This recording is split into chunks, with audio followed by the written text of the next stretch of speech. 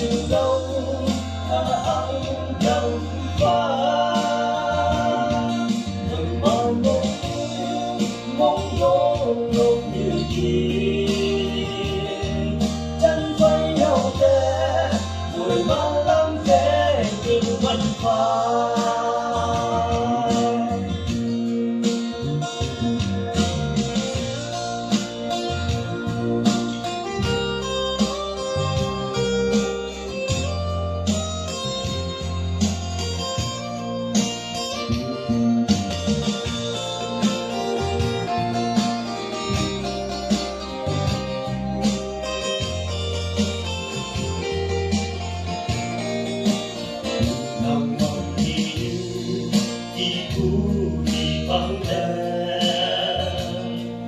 Xin hãy mang thu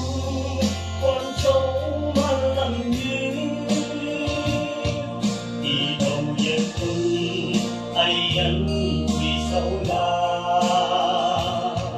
cả sự thân man nặng thế đi đâu nào cùng dòng bát